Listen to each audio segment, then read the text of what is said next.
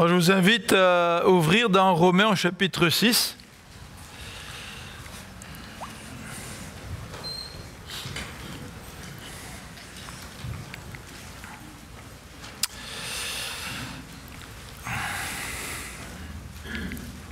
Et avant de lire notre passage ce matin, j'aimerais nous remettre en contexte. Dimanche dernier, c'est David qui a prêché, donc j'ai abordé le chapitre 5 il y a 2 semaines, mais le chapitre 5 termine par les versets 20 et 21 qui nous parlent de la grâce de Dieu. Or, la loi est intervenue pour que l'offense abonde, mais là où le péché a abondé, la grâce a surabondé. Et le chapitre termine avec ces quelques mots. La grâce a surabondé pour que, comme le péché a régné par la mort, de même, la grâce règne par la justice que Dieu accorde et qui aboutit à la vie éternelle par Jésus-Christ notre Seigneur. Donc, dans le contexte, en particulier au verset 20, on voit le rôle de la loi. La loi est là pour mettre en évidence le péché. Mais la grâce a surabondé. C'est-à-dire lorsque Dieu a touché notre vie, notamment par la justification, la grâce de Dieu surabonde. Et le verset termine en disant que la grâce règne par la justice. C'est intéressant, hein? Il est question non pas simplement de la grâce que Dieu me donne, mais il est question du règne de la grâce. Et on avait vu à 2 dimanches le règne de la mort puis le règne de la grâce.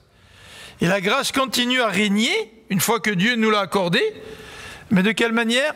Par la justification.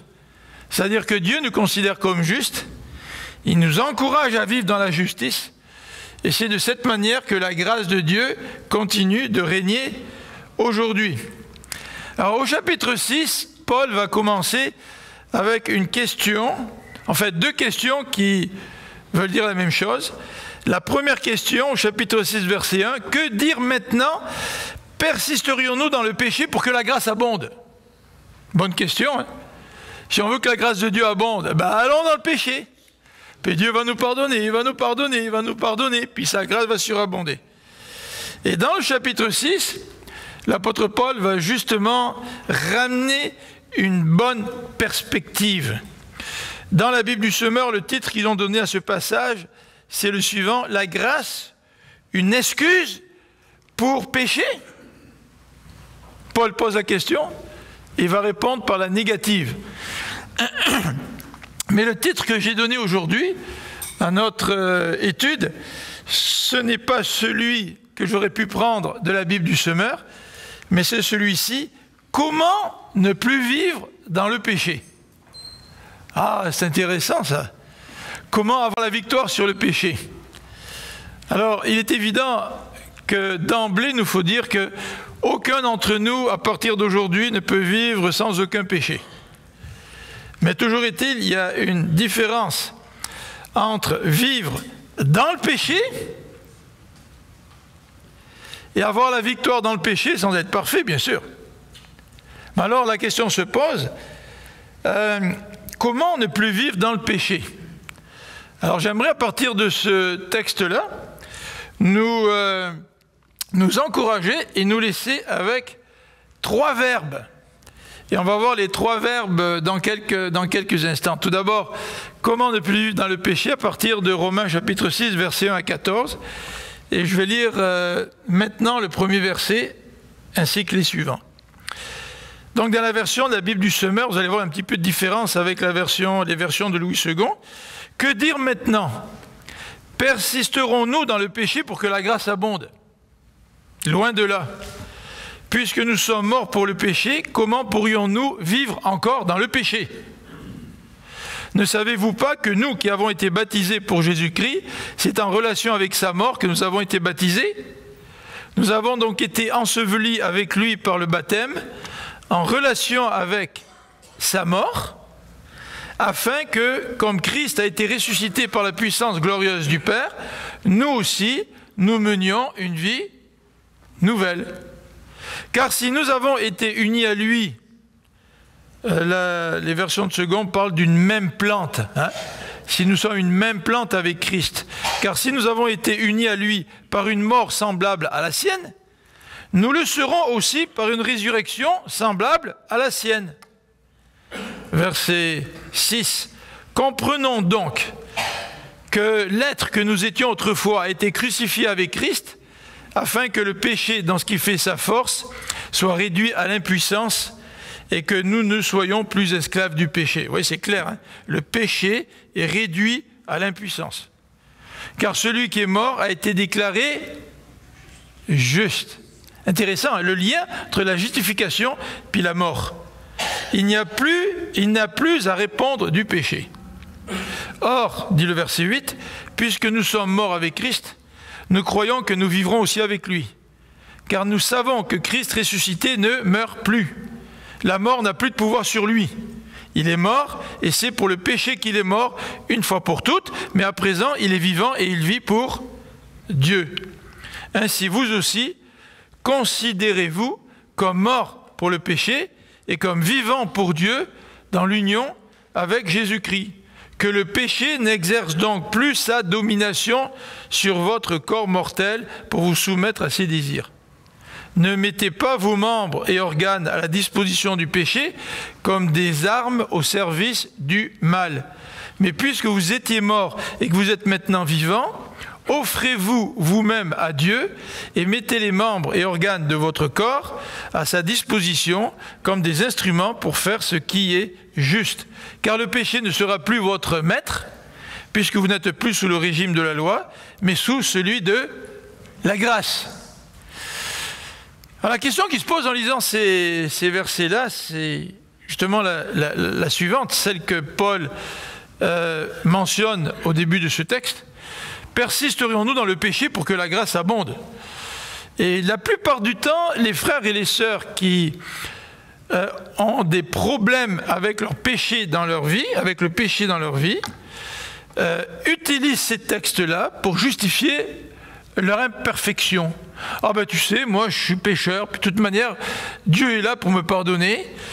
Et ils utilisent aussi Romains 7, dans lequel Paul nous dit « Je fais ce que je ne veux pas, et je ne peux pas faire ce que je désire. » Et vous entendez, vous avez déjà entendu, peut-être vous-même vous l'avez dit, vous avez dit les paroles suivantes, « Bah écoute, de toute façon, ce péché-là, je l'ai dans ma vie depuis des années, puis j'ai l'impression que je vais mourir avec, j'arriverai pas à m'en débarrasser. » Et c'est en quelque sorte une licence pour continuer à vivre esclave de ce péché ou de ces péchés. Alors, comme je viens de le mentionner il y a quelques instants, nous avons vu au chapitre 5, versets 20 et 21, la loi qui met en relief le péché, et là où il y a la loi, la grâce surabonde. Mais Paul, déjà, au verset 21, nous dit que la grâce règne par la justice. Donc, voyez-vous, la justice, elle n'est pas étrangère au règne de grâce. Donc, si nous voulons que la grâce règne dans notre vie, la grâce va régner au moyen de la justice. Et pas seulement la justice que Dieu donne, une fois pour toutes, la justification, mais une justice que nous vivons en pratique. Hein? Donc, c'est déjà le début de ce thème que Paul introduit au chapitre 5. Alors nous avons vu les deux questions qui se trouvent au début de ce passage. Est-ce qu'il nous faut demeurer dans le péché pour que la grâce abonde? Et le verset 2 nous dit comment pourrions-nous vivre encore dans le péché puisque nous sommes morts au péché? Paul lui pose deux questions. Et la deuxième, c'est déjà une réponse à la première. Est-ce que cela se peut-il, puisque nous sommes morts au péché, que nous puissions encore vivre dans le péché?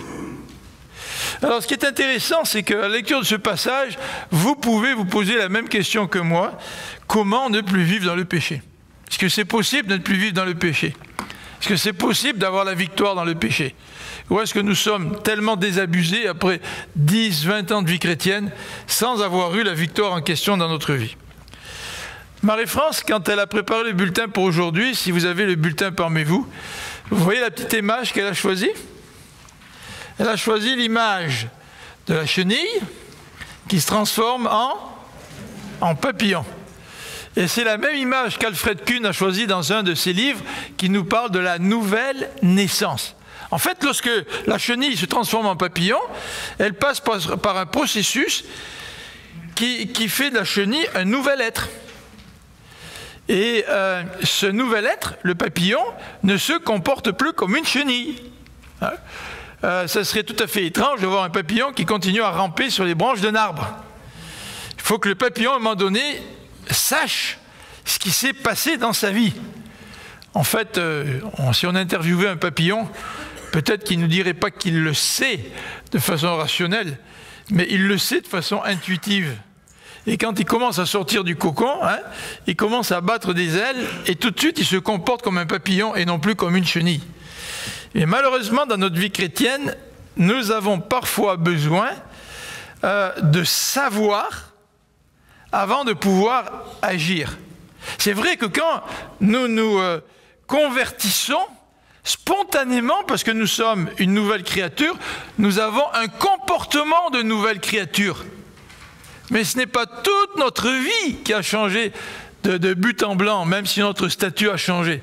Et pour certaines choses, nous avons besoin de nous rappeler ou de savoir ce que la parole de Dieu nous dit. Pour d'autres, c'est un peu intuitif, à cause de la nouvelle vie que Dieu met en nous. Vous savez, quand on devient chrétien, on s'intéresse à la Bible, on lit la Bible. Quand on devient chrétien, on prie, alors qu'on ne le faisait pas avant. Quand on devient chrétien, on parle aux gens dans notre entourage, quitte parfois à les assommer, et à manquer un petit peu de tact. Quand on est nouveau chrétien, là, ça se voit, il y a un comportement à l'intérieur de nous.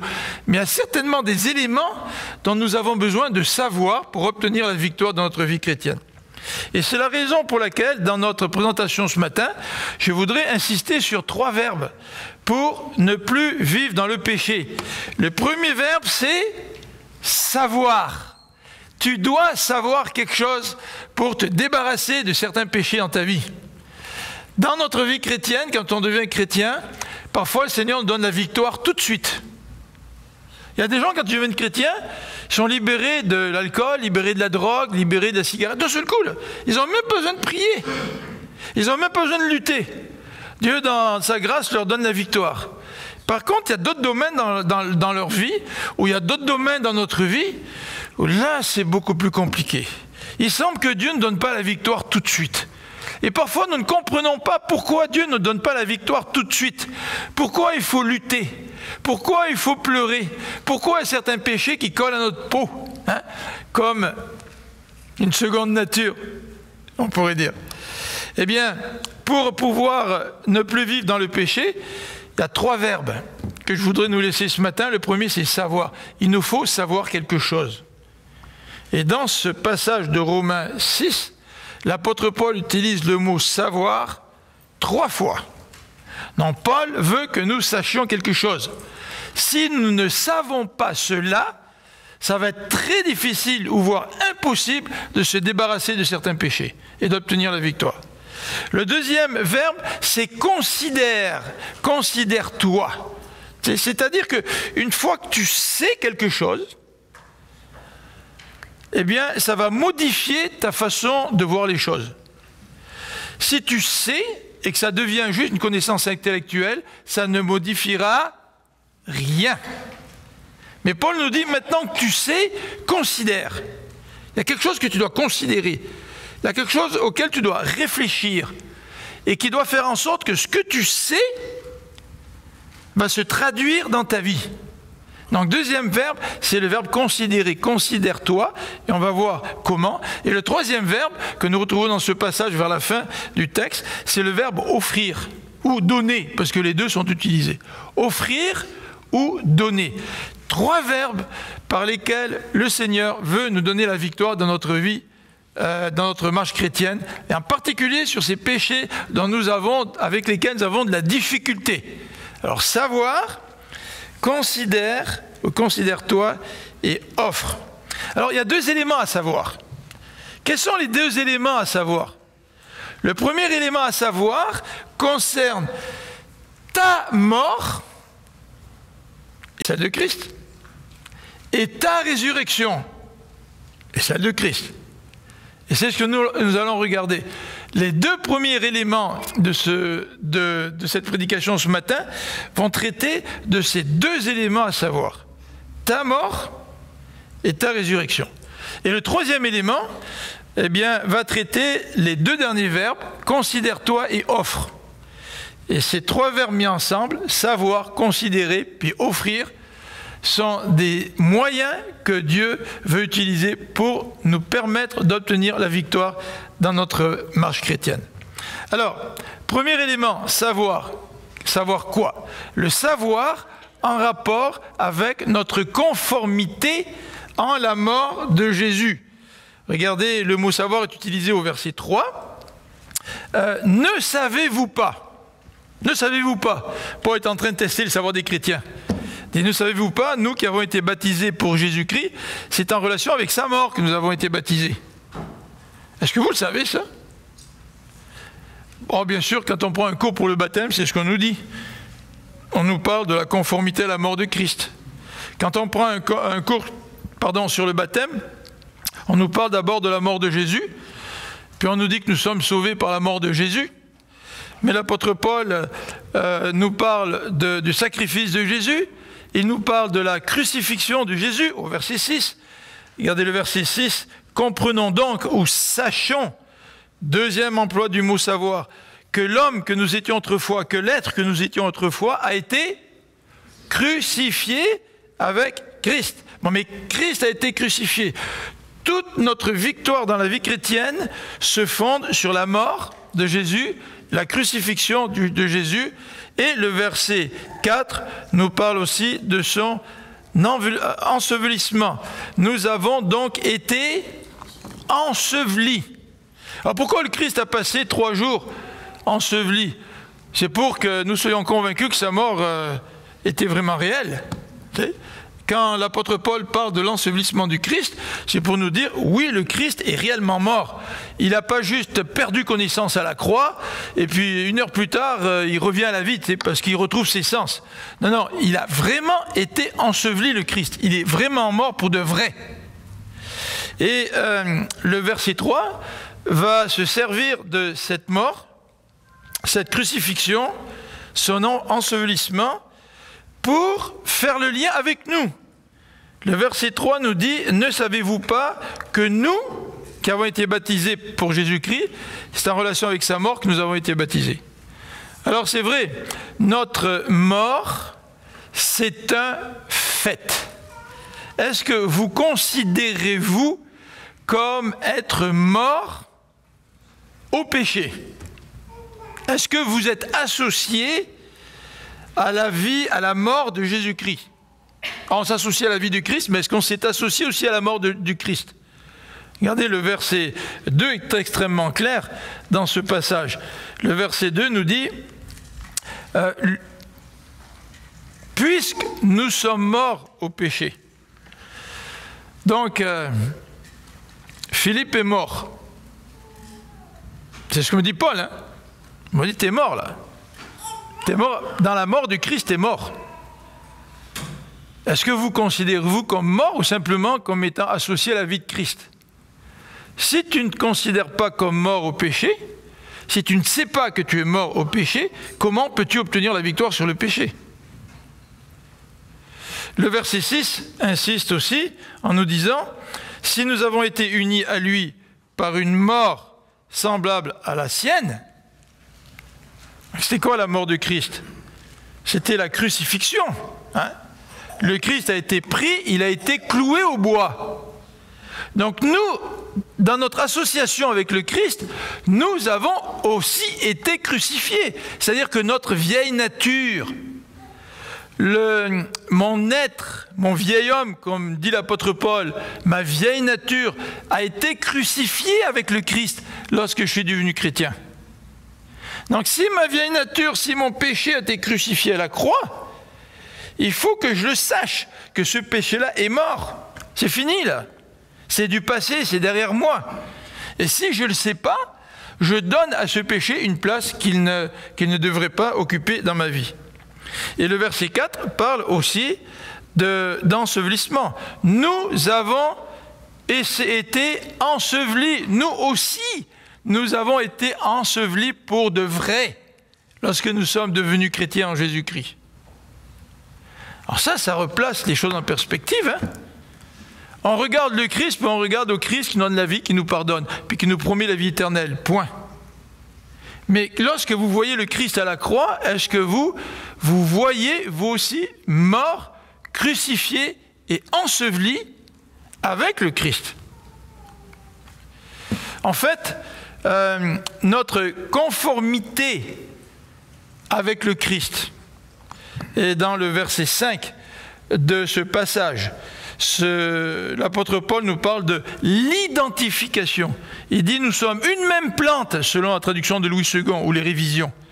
Ici, on nous dit dans la version de la Bible du Semeur « Si nous avons été unis à lui », ça veut dire que nous avons eu la même expérience que le Christ. Eh bien, c'est une motivation pour notre sanctification. En fait, c'est la source pour notre sanctification. C'est la source pour la victoire dans la vie chrétienne. Vous savez, quand la tentation vient, là, est-ce que vous vous rappelez ce que vous savez? C'est-à-dire que vous êtes mort, vous avez été crucifié, vous avez été enseveli. Est-ce que vous vous rappelez à ce moment-là que de céder à la tentation ne fait aucun sens parce que vous êtes mort, vous avez été crucifié, vous avez été enseveli? La tentation, avant de nous prendre par surprise, en fait, c'est l'excuse qu'on donne. Hein. On dit, je ne sais pas comment c'est arrivé comme ça. Le gars, il dit, je suis tombé en amour avec quelqu'un au travail, mais je ne sais pas comment c'est arrivé comme ça. C'est pas vrai que ça arrive comme ça. Il y a d'abord un terrain fertile dans lequel la tentation se développe. Et à un moment donné, bien sûr que si la tentation se développe, à un moment donné, nous pouvons tomber d'un seul coup. Et là, nous nous étonnons. Mais lorsque nous regardons en arrière, nous voyons que ce terrain fertile, pour tomber, s'est préparé pendant des semaines. Tu sais. Mais quand la tentation se prépare, quand vous sentez assailli, est-ce que vous pensez à cela? Vous êtes mort, vous avez été crucifié et vous avez été enseveli.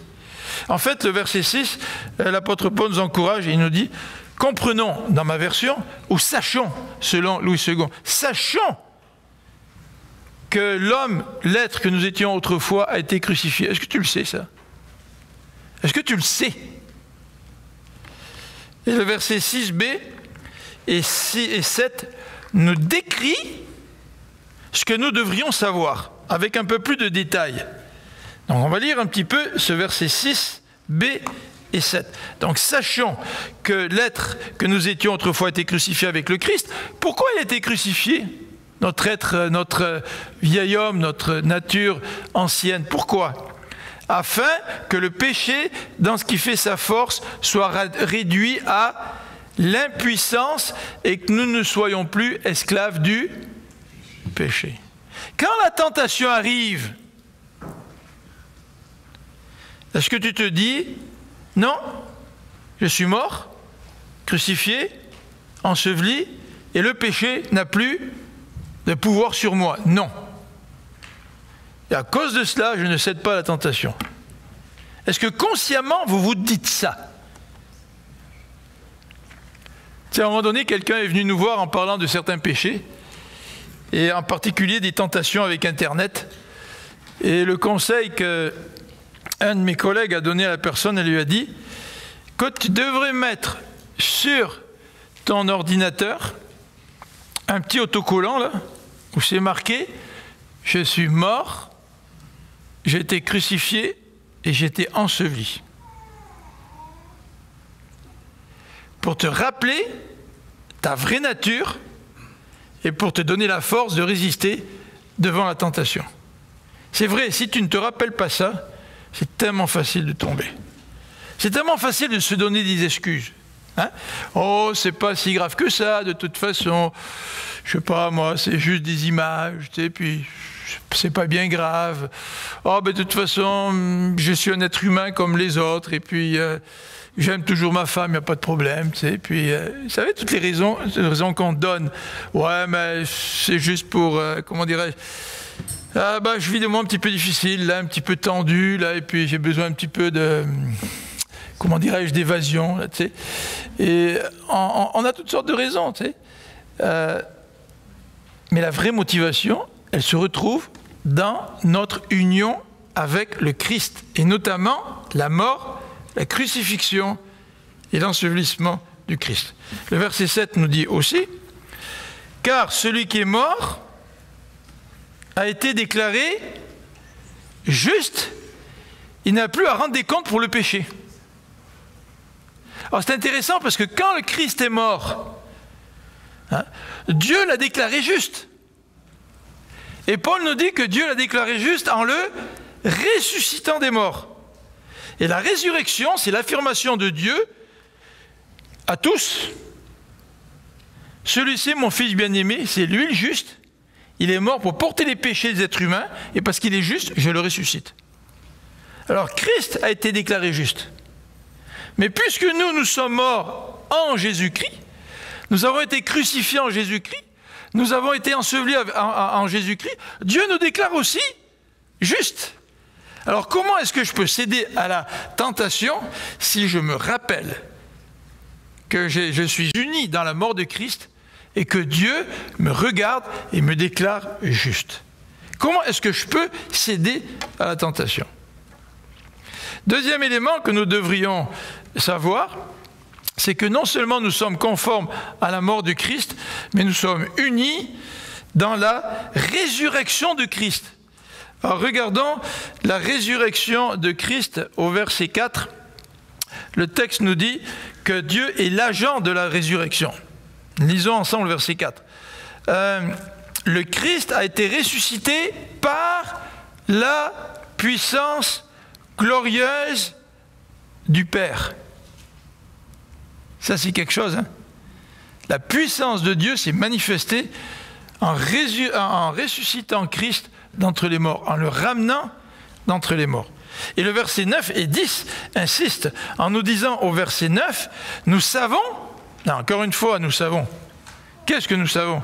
Nous savons que Christ est ressuscité et qu'il ne meurt plus, la mort n'a plus de pouvoir sur lui. La résurrection, ce n'est pas juste Christ qui revient à la vie. C'est Christ qui revient à la vie une fois pour toutes. C'est Christ qui ne peut plus mourir. C'est Christ qui est vivant. C'est le Christ qui a la puissance sur la mort et sur le péché. Donc Dieu l'a ressuscité pour toujours. Le verset 10 l'insiste, il est mort une fois pour toutes. Et à présent, puisqu'il est mort une fois pour toutes, il est vivant et il vit pour Dieu. Il a ressuscité le Christ pour vivre pour Dieu. Alors, dans ce passage, Paul va nous parler encore de notre union avec le Christ, mais non pas en rapport avec la mort maintenant, mais en rapport avec la résurrection. Hein? Je suis passé de la mort à la vie quand je suis devenu chrétien. Quand je suis devenu chrétien, Dieu m'a donné une nouvelle nature. Il m'a permis de vivre la conversion. Il m'a complètement changé. J'étais dans les ténèbres. Maintenant, je suis devenu enfant de lumière. Il y a eu un miracle. Il y a eu un changement de nature. Vrai? Alors, Paul est en train de nous parler de notre association avec le Christ. Et au verset 4, il nous dit aussi, nous avons donc été ensevelis avec le Christ, mais nous aussi, maintenant que le Christ est ressuscité, nous aussi, nous menons une vie nouvelle. Nous aussi, comme le Christ. Le Christ a été ressuscité, Dieu l'a ressuscité, Dieu maintenant, par sa puissance, nous permet de vivre une vie nouvelle. D'ailleurs, l'expression « vivre en nouveauté de vie » est une expression de Paul dans l'Épître aux Colossiens. Marcher en nouveauté de vie. Tu étais une chenille avant, tu es maintenant un papillon. Comporte-toi comme un papillon. Ne te comporte plus comme une chenille. Vis de la manière dont vivent les papillons. Comporte-toi comme les papillons vivent, nous dit en quelque sorte l'apôtre Paul. Et le verset 8 nous parle aussi de résurrection. Le verset 8 nous dit « Comme nous sommes morts avec le Christ, nous croyons que nous vivons, que nous vivrons aussi avec lui. » Est-ce que nous le savons, ça? Est-ce que nous savons que nous avons accès à une nouvelle vie avec le Seigneur? Est-ce que nous savons que nous avons été ressuscités? Est-ce que nous savons que Dieu nous appelle maintenant à vivre une nouvelle vie? Pas parce que je veux gagner mes œuvres, mon ciel par mes œuvres, c'est pas vrai. Je peux vivre une nouvelle vie, pourquoi?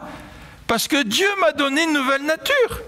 C'est lui qui m'a transformé de chenille qui rampait sur le sol dans le péché et qui me transforme en même temps en papillon qui a une nouvelle vie et qui veut vivre pour le Seigneur. Donc nous sommes unis dans cette nouvelle vie, unis dans cette résurrection avec le Christ. Est-ce que nous le savons? Et quand nous sommes tentés, est-ce que nous nous le rappelons? Que la tentation, ça c'était bon pour l'ancienne vie. La tentation n'a rien à voir avec la nouvelle vie. Je ne veux pas céder à cette tentation. Donc notre unité avec le Christ, notre conformité avec le Christ est une motivation pour notre sanctification. Et ça, nous devons le savoir. Nous devons nous le rappeler. Notre identification, on revient au verset 5 que j'ai mentionné, elle nous est décrite dans les termes de Louis II comme faisant partie d'une même plante avec Christ. Nous sommes une même plante, nous sommes unis avec le Seigneur. Donc, unis dans sa mort, mais unis aussi dans sa résurrection, unis dans cette mort qui met le péché à mort. Nous avons été crucifiés, notre nature pécheresse a été crucifiée, elle a été ensevelie, puis Dieu nous permet de ressusciter avec une nouvelle vie. Est-ce que nous savons cela? Est-ce que nous le croyons? Au verset 8, nous croyons que nous vivrons aussi avec lui. 1 Jean nous dit que celui qui a cette assurance-là, que le Christ revient, il se purifie comme lui, le Seigneur, est pur. Alors quand je suis tenté, est-ce que je pense à cette nouvelle vie, à cette résurrection? Est-ce que vraiment j'y crois? Le verset 8, il nous dit ici, nous croyons que nous vivrons avec lui. Est-ce que je crois qu'un jour le Seigneur va revenir? Est-ce que je crois qu'il va me prendre avec lui et que je vais vivre avec lui? Mais je ne peux pas vivre n'importe comment si j'y crois. Si j'y crois vraiment, je vais lutter avec l'aide de Dieu contre le péché. Et je vais me rappeler que le péché n'a plus rien à voir avec ma nature. Maintenant, nous dit le verset 11, je suis vivant pour Dieu. Alors ça, c'est une stimulation. Alors je ne sais pas si c'est le cas pour vous, mais c'est très difficile d'accepter la tentation quand on se rappelle tout cela. C'est tellement facile de succomber à la tentation quand on oublie tout cela. Alors je ne sais pas si ça a été votre expérience, mais ça a été mon expérience, et ça continue à être mon expérience. Tant que je sais ce que Paul dit, et que je pense à cela face à la tentation, bien le Seigneur, dans sa grâce, m'accorde la victoire. Troisième élément, et on va présenter maintenant les deux autres verbes qui vont nous aider dans cette lutte contre le péché. Comment ne plus vivre dans le péché? Vous savez, comment ne plus vivre dans le péché, ce n'est pas une petite recette magique. J'ai une tentation, puis tu sais, il y a un petit claquement des doigts, puis ça s'en va. Non, c'est pas comme ça, tu sais. C'est pas du tout comme ça. Parfois, la tentation peut être extrêmement forte. Et parfois, il y a une lutte qui se passe en nous. Mais ces trois verbes ne forment pas une solution magique, mais ces trois verbes sont vraiment importants pour que nous puissions obtenir la victoire contre la tentation. Donc, sache, rappelle-toi, le Seigneur nous le dit ce matin, il me le dit à moi, rappelle-toi Philippe, là, si tu ne te rappelles pas tout ça, là, si tu ne sais pas que tu es mort et ressuscité avec le Christ, tu es faite dans ton combat contre la tentation. Tu sais. Mais il me dit aussi maintenant, considère-toi, au verset 11. Ainsi donc, vous aussi, considérez-vous. C'est bien beau de savoir, c'est bien beau, mais si tu ne l'appliques pas à toi, ça ne sert à rien. Vous savez, c'est comme si tu vas chez le médecin, tu donnes une prescription, puis tu ne vas pas du tout acheter tes médicaments à la pharmacie. Bon, tu le sais que le médecin t'a donné la prescription, tu sais, mais tu ne le fais pas. Et se considérer, c'est un peu la mise en pratique de ce que nous savons. Regardez ce qu'on dit, nous agissons selon ce que nous croyons. Est-ce que tu crois que tu es mort? uni avec le Christ? Est-ce que tu crois que tu es ressuscité avec le Christ? Alors si tu y crois, mais il faut que tu agisses en conséquence. En fait, ce que nous dit l'apôtre Paul au verset 11, il nous dit « Regardez-vous, considérez-vous comme mort pour le péché. » C'est-à-dire, il est en train de nous dire « Considère ta position. Considère ta nouvelle position face à Dieu. Considère ta nouvelle position maintenant que tu es chrétien. Mais pense-y à cette position-là. Tu sais, n'agis plus par réflexe comme dans le passé, alors que tu cédais devant la tentation. » En fait, l'image de la chenille et du papillon est très intéressante. Le papillon, maintenant, il se considère comme quelqu'un qui peut voler.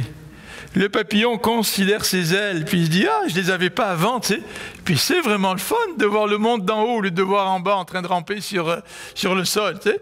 Mais il y a cette idée d'assimiler ce que nous savons, tu sais, et d'agir en conséquence. Alors le verset 11 précise « Considère-toi comme mort au péché ». Il faut que tu te vois comme ça. Est-ce que tu te vois comme ça? Tu sais, la tentation arrive là, puis là, toi, tu dis, non, moi, je me considère comme mort au péché. Non, c'est terminé, ça, c'est plus pour moi, ça. Est-ce que tu te considères vraiment mort au péché?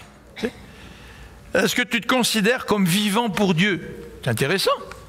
Si tu es mort au péché, c'est pour que maintenant, tu puisses être uni à Christ, être ressuscité, mais comme Christ vit pour Dieu, maintenant, puisque tu es uni à Dieu, maintenant, considère-toi comme vivant pour Dieu.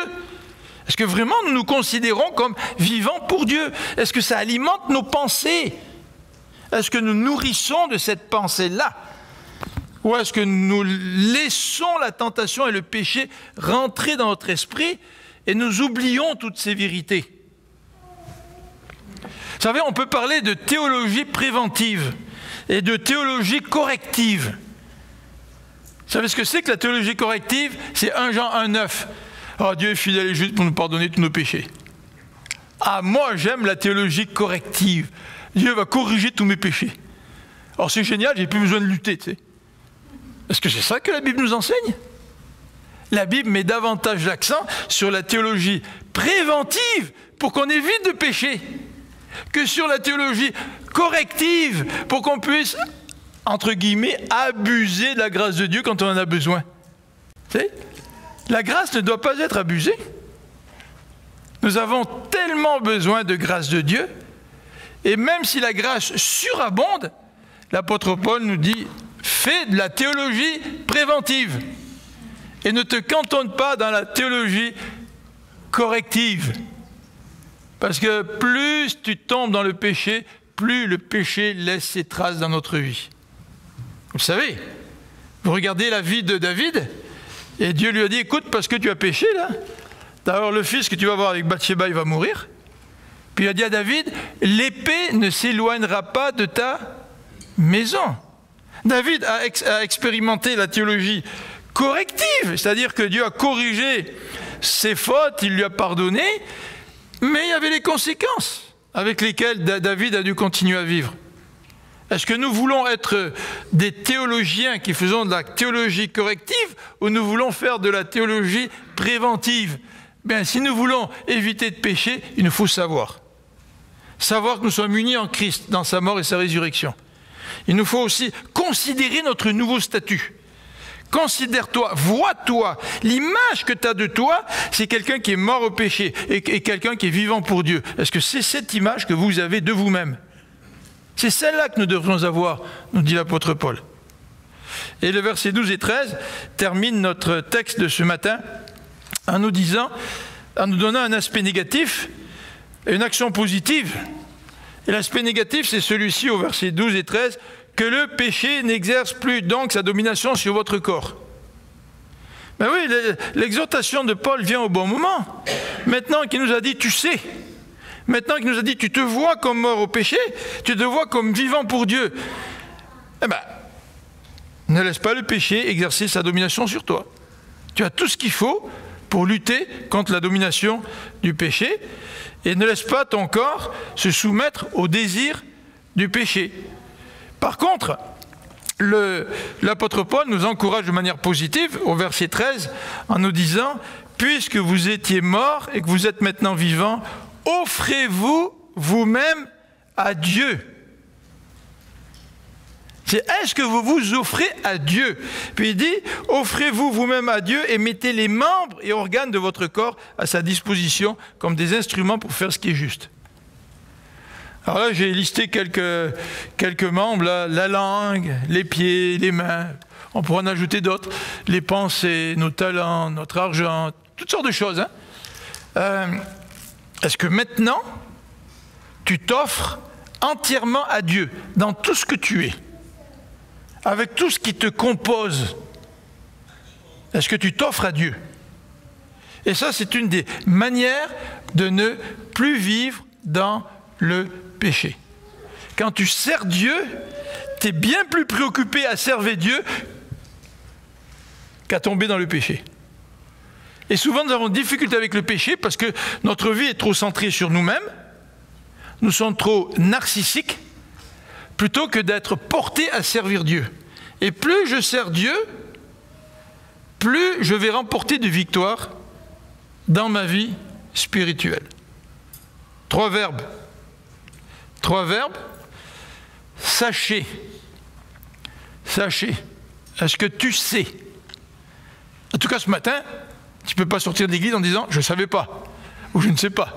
Peut-être me dire « je ne savais pas avant », mais là, ce matin, tu vas sortir en disant « maintenant, je sais ».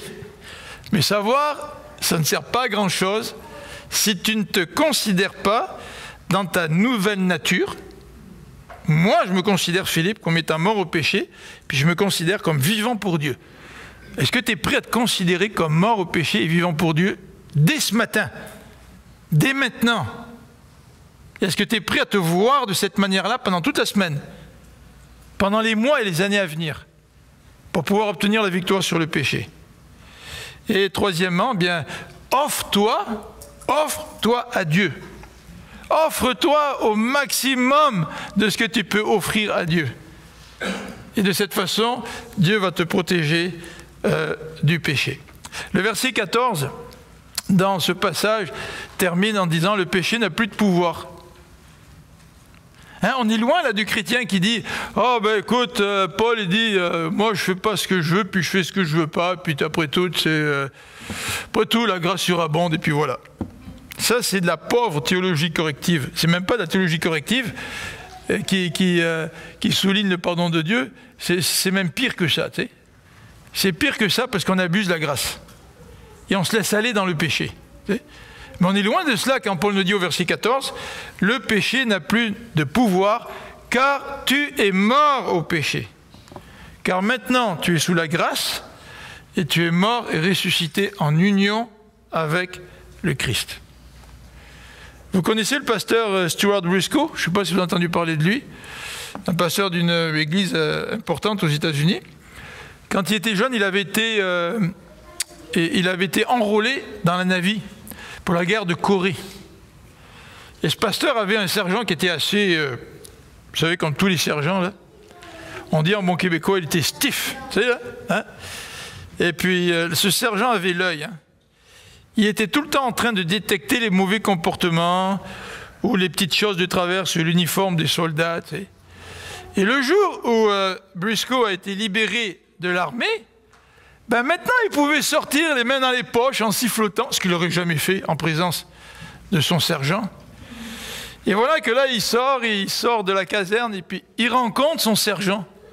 Ah, il avait les mains dans les poches et sifflotait, tu sais. Puis là il voit son sergent, tu sais, tout de suite là, son vieux réflexe. Puis là il s'est dit, mais je ne suis plus dans l'armée. Je sais que je ne suis plus dans l'armée. Je sais qu'ils m'ont démobilisé. Et maintenant, je ne me considère plus comme étant soldat sous les ordres de ce sergent. Maintenant, je me considère tout à fait différemment. Et sa première impulsion qui consistait à arrêter de siffloter puis de sortir les mains des poches pour faire le salut militaire, s'est arrêté là parce qu'il s'est rappelé ce qu'il savait. Est-ce que nous allons nous rappeler ce que nous savons? Est-ce que nous allons nous voir dans cette nouvelle position que Dieu nous donne? Et est-ce que nous allons vouloir nous offrir à lui, nous donner à lui comme un sacrifice vivant? L'apôtre Paul reprend au chapitre 12 cette idée. Offrez vos corps comme un sacrifice vivant de bonne odeur à Dieu. On va prier ensemble.